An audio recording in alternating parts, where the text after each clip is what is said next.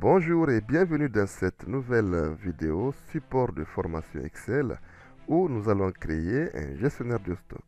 Alors, ici je vais vous présenter rapidos le fichier et nous allons passer à l'élaboration de ce dernier. Nous avons la feuille journal et la feuille produit. Donc dans la feuille journal, nous avons tous les mouvements de sortie, des entrées, du stock initial et des réajustements à l'intérieur. Juste à droite, nous avons une petite liste des mouvements. Donc ici, nous allons en faire une liste déroulante. Entre autres, nous avons le stock initial, nous avons les entrées, les sorties et les réajustements. D'accord? Donc, nous allons simuler quelques opérations pour mieux illustrer notre fichier de stock. Donc, je vais choisir ici, je vais sélectionner le produit 1 par exemple.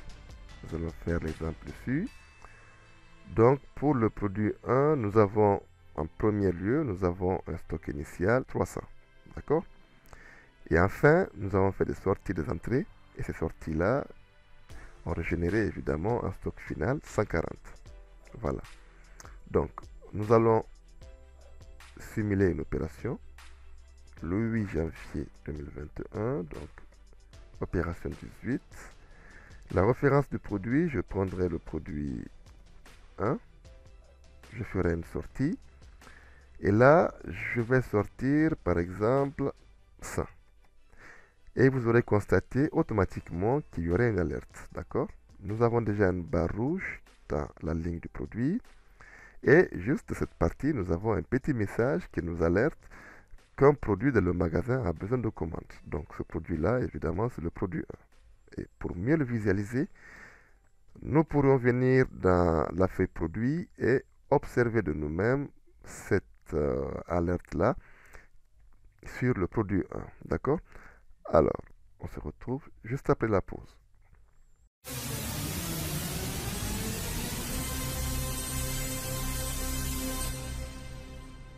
Ok, donc ici nous allons passer au paramétrage de notre classeur Excel.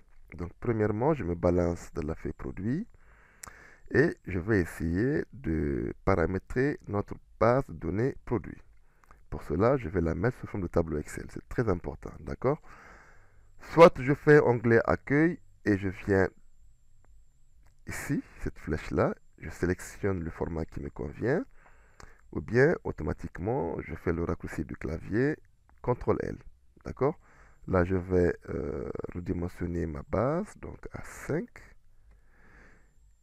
Je coche mon tableau comporte des en-têtes et je fais OK, d'accord? Maintenant, pour revenir à ma forme initiale, je sélectionne cette forme-là.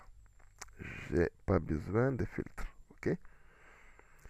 Alors, donc pour la référence des produits, je vais nommer cette partie. Pour la nommer, je vais me placer juste en dessus du table de la colonne et jusqu'à voir une flèche noire et je fais un petit clic. D'accord? Là, je vais renommer RF. Ma base de données, je vais la renommer donc TBT underscore produit. Ça me permettra ultérieurement de la rappeler de les formules. OK? Et je valide. Alors, là, je me balance dans la feuille journal et je vais créer une liste déroulante des références des produits, une liste déroulante des mouvements. OK? Pour cela, je vais sélectionner toute la plage. Je vais dans Données. J'autorise une liste. Je clique sur F3 pour appeler le nom que j'avais créé. D'accord? Et là, j'ai déjà une liste déroulante pour toutes les références. Je ferai autant pour les mouvements. Je sélectionne toute la colonne. Toujours Données. J'autorise une liste. Là, je cherche ma source. Donc, c'est de la feuille produit. Là, je prends ces 4 mouvements-là. Et je fais OK. Automatiquement, j'ai la liste des mouvements. D'accord? Stock initial, entrée, sortie et réajustement. Par rapport à cette référence-là, Donc, j'aimerais rapatrier la désignation du produit. Donc, je vais mettre une petite fonction déjà que vous connaissez, la fonction recherche verticale. Valeur recherchée, c'est la référence du produit. Donc, point virgule, la table de matrice. J'avais créé initialement une table T underscore produit. D'accord. Numéro index colonne, c'est la colonne 2, je crois. Donc, valeur si proche, je mets 0 et je valide. Automatiquement, j'ai le produit 2 qui s'affiche. Si je supprime ma cellule, j'ai une erreur. Alors, je vais essayer de corriger cette erreur-là. Donc, avec la fonction si-erreur, qui n'est pas un secret pour vous. Donc, s'il y a une erreur de la formule, je vais du guémé. Là, je valide. Alors, je vais incrémenter ma formule jusqu'à la fin de ma colonne. Vous pouvez aller au-delà de la ligne 100. Et là, je sélectionne recopier les valeurs sans les mises en forme. Je ferai autant pour les prix unitaires. Donc, je vais rapatrier le prix unitaire de la référence produit. Pour cela, je me positionne dans la cellule où j'avais fait initialement la recherche V. Je viens de la barre de formule, je sélectionne toute la formule. D'accord? CTRL C, échappe. Je me place dans la cellule du prix et je me place une seconde fois dans la barre de formule. Je fais CTRL V et je change le numéro index colonne de 2 à 3. Je valide. Là, je vais incrémenter jusqu'à la fin de ma colonne. Recopier les valeurs sans les mises en forme. OK. Donc, nous allons simuler une opération le 1er février 2021, opération 1. Référence 1, donc je vais chercher un mouvement du stock initial. La quantité, c'est 200. Le prix unitaire, c'est affiché. Le montant, je vais mettre une simple opération de multiplication. La quantité fois le prix unitaire. Et je fais OK. Là, je vais incrémenter à nouveau. Ces erreurs-là, je vais les corriger, toujours avec la fonction si-erreur. Si cette formule présente une erreur, alors je vais du vide, tout simplement. OK, je fais double-clic. Voilà, donc je vais simuler une autre opération le 3 février 2021, donc opération 2. Le produit, je prends toujours le produit 1. Cette fois-ci, je ferai une entrée encore, d'accord, une entrée de 50. Alors, automatiquement, nous avons le prix unitaire multiplié par le montant et nous avons 75. Nous avons franchi une première étape. La seconde étape, à rechercher la quantité en stock en temps réel. Pour cela, nous allons utiliser une merveilleuse fonction somme-si ensemble. D'accord? Je réinitialise ma cellule avec le signe égal et je mets ma fonction somme-si ensemble. Le premier argument, c'est la plage de la somme. Attention, je ne vais pas prendre toute cette plage-là, mais plutôt je vais restreindre ma plage en sélectionnant uniquement une plage de la même cellule. Donc, H7, 2 points, H7. Et n'oubliez pas de figer la première référence H7. Je m'explique. À chaque saisie d'un article, si c'est une entrée, une sortie, un réajustement ou un stock initial, que la mise à jour soit faite ligne par ligne. Donc, cette référence que j'avais figée restera toujours bloquée. Et la deuxième référence H7 s'incrémentera au fur et à mesure que j'aurai saisi des données dans ma base de mouvement. D'accord? Ensuite, je ferai point virgule pour le prochain argument. Il me demande la plage critère 1. Plage critère 1, c'est toujours la cellule du produit 1. Donc de F7 à F7. Là, n'oubliez pas de figer le premier F7. D'accord? Le critère, c'est toujours F7. Ensuite, plage critère 2. Là, j'aimerais encore prendre cette cellule G7, toujours de G7 à G7. N'oubliez toujours pas de figer le premier G7, d'accord? Et le critère, cette fois-ci, je me balance de la feuille produit. et je prends la cellule du stock initial. Je vais figer, d'accord, cette référence G6. Pour avoir évidemment un stock en temps réel, nous allons faire le stock initial plus les entrées moins les sorties plus les réajustements. Pour cela, je vais copier cette formule-là, CTRL-C. Je ferai plus, je colle, je change ma référence 6 à 7, ça équivaut à entrée. Ensuite, je fais moins, je colle ma fonction et je change cette référence de 6 en 8, d'accord? Ensuite, je fais plus et je colle une dernière fois ma formule et cette fois-ci, je change ça en 9, d'accord? Et ma formule est finie. CTRL Entrée. Vous allez constater que nous avons déjà, dans la première saisie que nous avons faite, nous avons le stock en quantité de 200.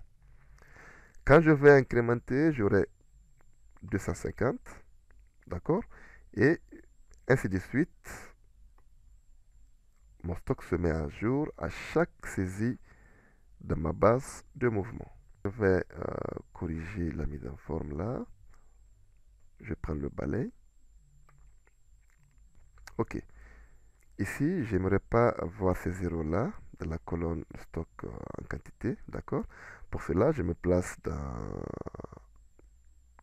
le début de ma formule et je fais une fonction si. Donc, si cette cellule de date est égale à du vide, alors je veux du vide, sinon tu me reproduis ma formule, d'accord? Là, je ferme la parenthèse et je fais CTRL Entrée. Là, je peux incrémenter tranquillement. Nous allons simuler une dernière opération en sortie cette fois-ci. Opération 3, toujours produit 1. Cette fois-ci, nous allons sélectionner sortie. Nous allons sortir 50 et vous allez constater qu'automatiquement, notre quantité réelle en stock est de 200. D'accord? Alors, nous allons passer à la prochaine étape qui semblerait un tout petit peu compliquée. C'est la gestion des alertes. Alors, pour cela, il nous faut quelques règles. D'accord? La règle, évidemment, nous allons l'observer de la feuille produit et nous allons travailler avec la colonne G, donc le stock minimum. C'est-à-dire, nous allons mettre des chiffres devant chaque produit. Et ces chiffres-là vont nous permettre de pouvoir mettre un seuil de stock. Si la quantité en stock est inférieure au stock minimum, là, il y a un problème. Pour cela, je me balance dans la feuille journal et nous allons commencer à saisir notre formule. Il s'agit bien évidemment de la fonction NBC, de la fonction si et de la fonction max. D'accord? Ce serait un peu compliqué, mais si vous êtes un peu perdu, mettez une pause et reprenez la formule. D'accord? Vous verrez que ce n'est pas trop difficile. Je me balance dans cette cellule-là et je vais chercher l'occurrence. C'est quoi une occurrence? Combien de fois le produit 1 est apparu dans ma base? Alors, pour cela, je fais égal et je mets ma fonction NBC.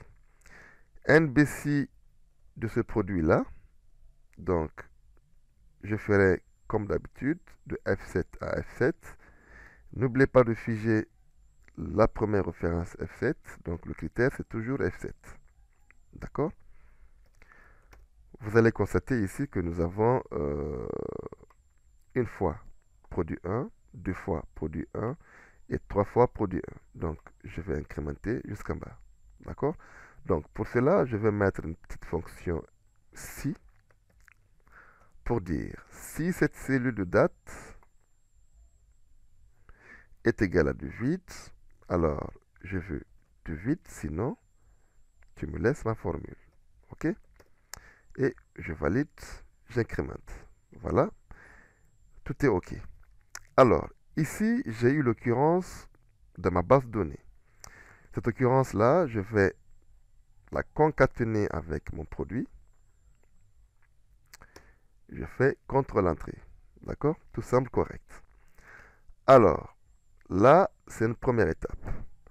La seconde étape, je vais essayer de chercher le maximum que nous avons pour le produit A. Le maximum ici, c'est 3.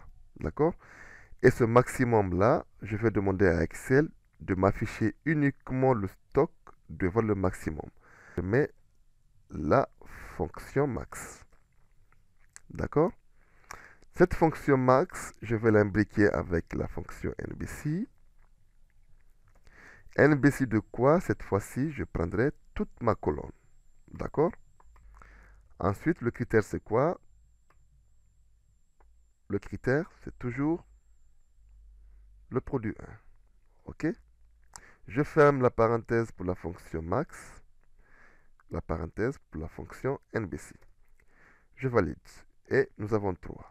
D'accord? Ce 3-là, je vais le concaténer toujours avec quoi? Toujours avec ma référence produit. Donc, 3, produit 1, que je vais incrémenter tranquillement. Et je vais faire disparaître ces chiffres-là avec la fonction si. Donc, si la cellule de date toujours est égale à du vide, alors je veux du vide, sinon tu me gardes ma formule. Contrôle Entrée. Alors, nous allons demander ici à Excel de nous afficher uniquement la quantité en stock devant le nombre d'occurrences maximum. Pour cela, je vais imbriquer toujours une autre fonction si. Si cette fonction-là, d'accord, de max, est égale à quoi? Est égale à celle-là. Alors, qu'est-ce que je veux? Je veux tout simplement qu'on m'affiche la quantité. Sinon, on m'affiche du guémé-guémé. Je valide. Alors là, j'ai du guémé-guémé et vous verrez que la quantité sera affichée uniquement de la cellule M9. Alors, je vais incrémenter tranquillement et comme vous le constatez, nous avons la quantité en stock qui est affichée dans la cellule M9 qui équivaut au maximum du produit 1. Là, nous allons passer à l'étape supérieure pour la mise en forme conditionnelle. Je sélectionne toute la plage de ma base de mouvement. D'accord? Je vais dans l'onglet Accueil, mise en forme conditionnelle. OK? Et là, je fais Nouvelle règle. Voilà. Nous allons utiliser la fonction recherche V. D'accord? Et nous allons sélectionner utiliser une formule pour déterminer pour quelle cellule le format sera appliqué. Cette recherche verticale, je ferai quoi? Égale recherche V. Valeur recherchée, c'est quoi? C'est le produit. Alors, je remonte un tout petit peu et je prends mon produit. Attention, nous allons figer la colonne et on laisse la ligne ouverte. D'accord? Point virgule, table de matrice, je me balance dans la feuille produit et je sélectionne. Attention, ne faites pas ça. D'accord? Ça ne marchera pas. La recherche V a ses limites, donc la valeur recherchée doit être forcément de la première colonne du tableau. Donc je sélectionne à partir de la colonne produit, qui est déjà figée. Et là, je vais renvoyer le stock minimum, donc c'est 3. Je mets 3. Correspondance exacte, je mets 0. Si cette recherche V est supérieure à quoi? Est supérieure dans ma feuille journal à cette cellule-là. D'accord? Alors, je vais la figer sur la colonne et laisser la ligne ouverte. Qu'est-ce que je veux? Je vais appliquer une mise en forme conditionnelle. Mais attention, ici cette formule ne va pas donner parce que le vide est inférieur au stock minimum. Donc, je vais concaténer une fonction et, d'accord?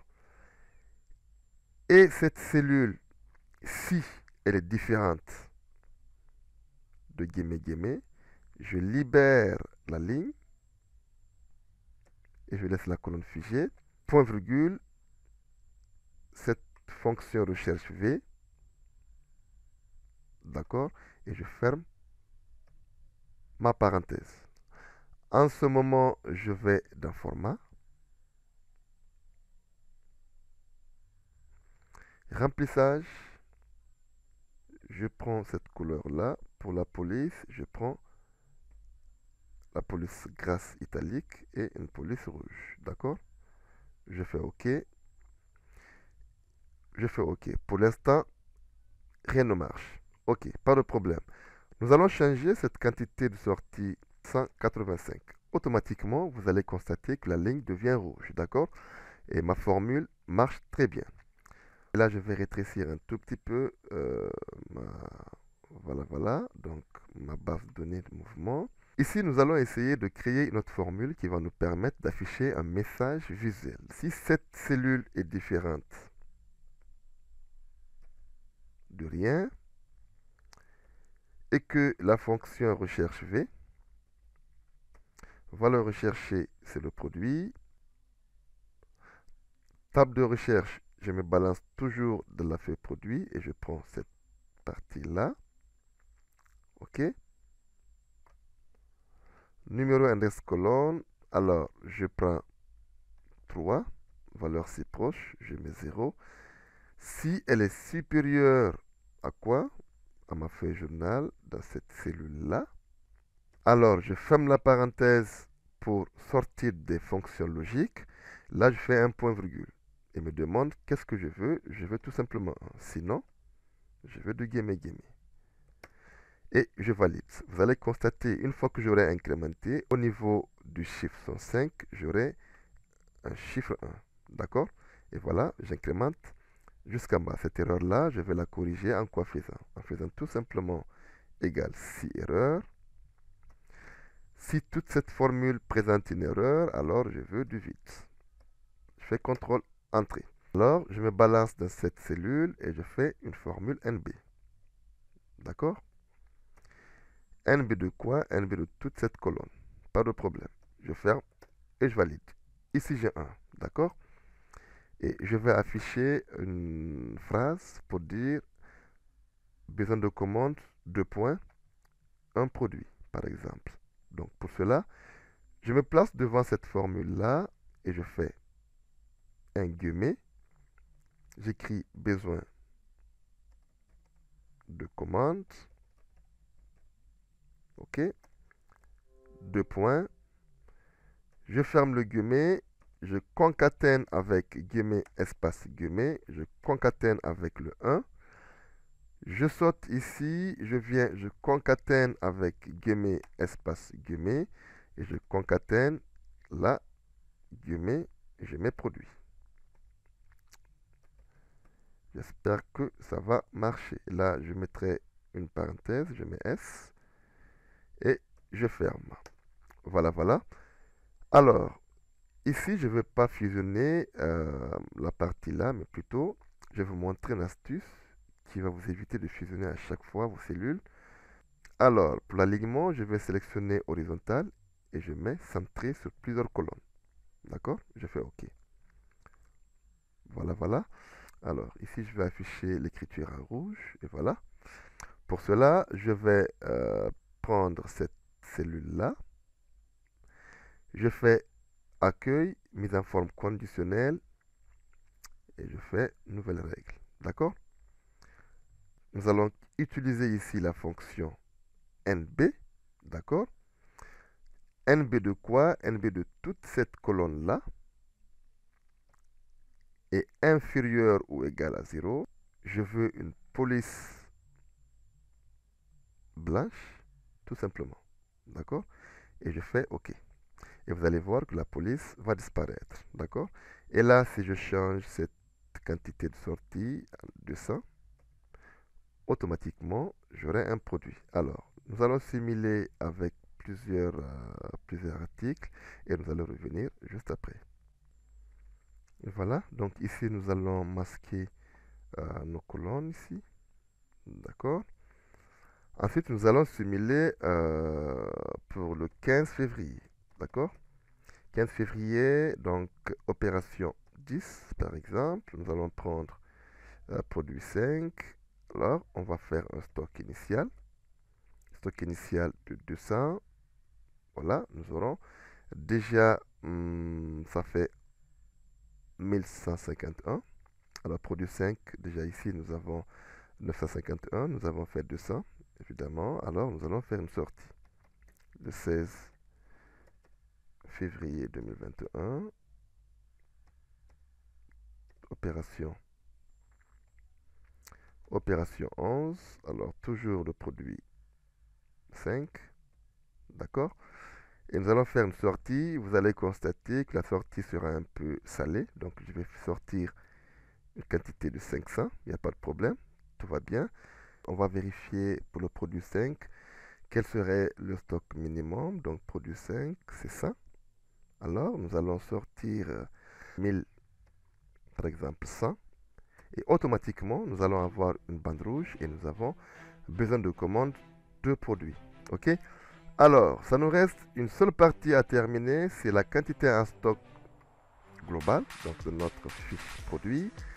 Pour cela, nous allons utiliser la même fonction somme-ci ensemble que nous avons utilisée antérieurement, mais avec une méthode différente. Cette fois-ci, il me demande la plage de la somme, c'est tout simplement, je me bascule de la feuille journal et je prends toute cette colonne-là, d'accord, que je vais bloquer.